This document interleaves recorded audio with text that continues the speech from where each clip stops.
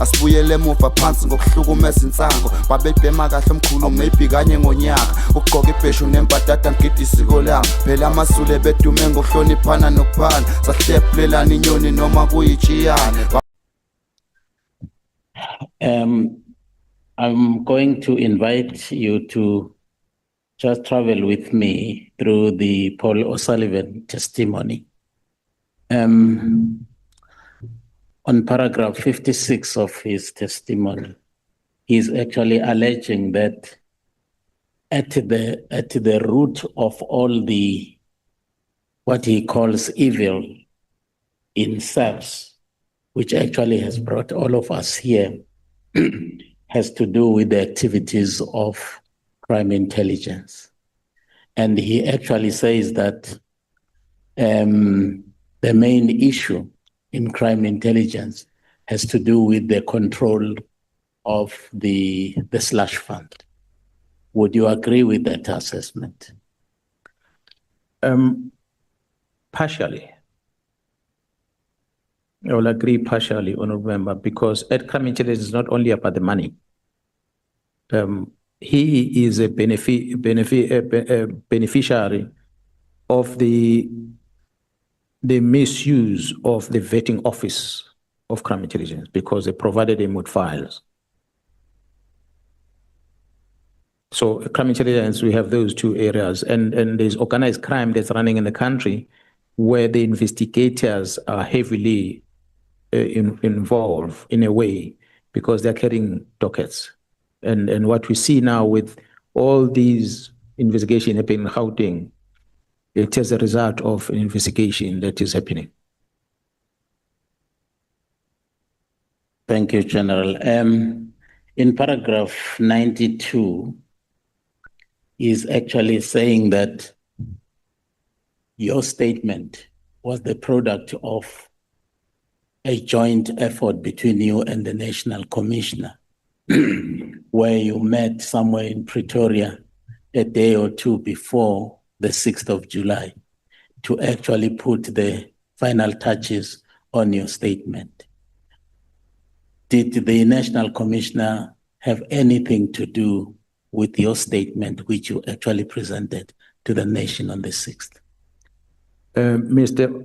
Paul Osullivan will take the presentation that we made and be able to trace where it comes from. Mr. Paul Osullivan will have relationship with crime intelligence members that are going to tell him about the activities in the police. To the extent that he come and say, I was with the National Commissioner. He was not there. And surely the members that knows that we were together, how will they know? They're going to check our phones and say, okay, no, this man is with this one at this place. This document is produced at this date in this place. The person that I was with was General Khumalo and the members that are working with the investigation. That's a person that I was with. I had met with the National Commissioner a day before when he gave me his statement. So their mistake was that National Commissioner had met with Mkhwanazi, and the following day there was a report that was produced, which then was presented to the Republic. It's another sign of the access that Mr. Paul Osullivan has in the police for him to come and tell you where was a police general at any given time.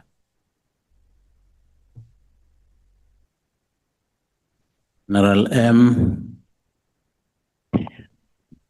on paragraph 19 of the Honorable Adams' testimony, he is actually saying that the crime intelligence actually bought some property around, excuse me, Musgrave in KwaZulu-Natal.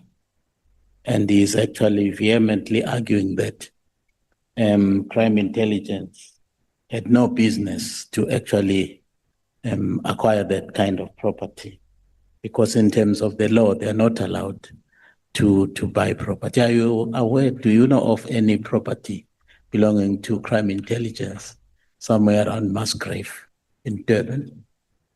I do not know, Honourable Member. The property that I was briefed about, which crime intelligence were vacating from, was in Pinetown, an old dilapidated building. That's the only property that I was told. Again, not bought, but it was leased for them. They didn't buy it. But the properties that were bought by crime intelligence, I don't want to lie. As I said, I'm not at crime intelligence.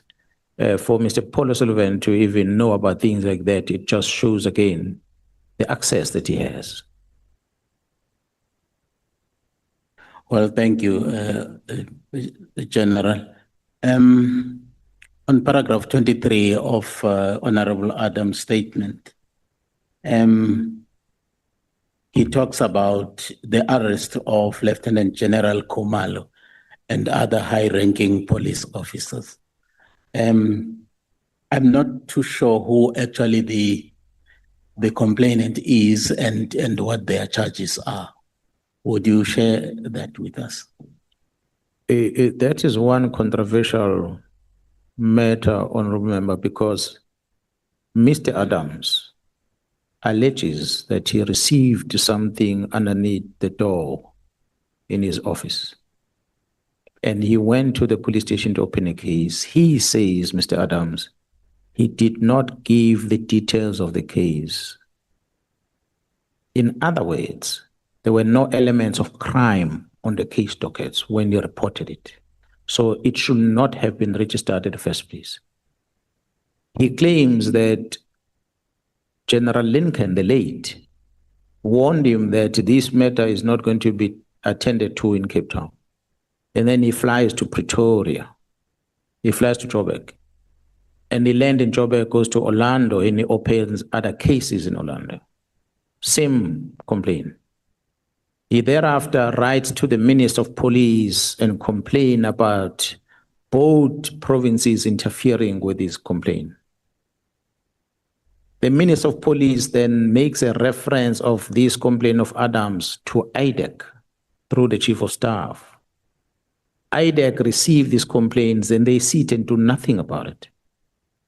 Until the day when General Khumalo and the team start searching Ket Nhlanhla and arresting Molefe on the 6th of December. Then IDEC springs into action. And they come in looking for these dockets. They go to Gauteng, they don't get them, they go to head office, Sintumule gives it to them.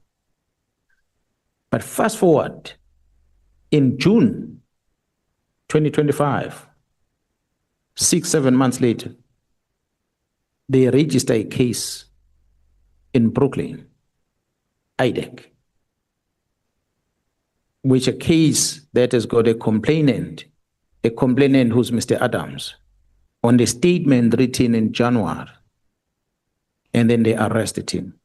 So then I wonder, the question is, what did IDEC do with these dockets that they picked up from Jarrison Tumuli?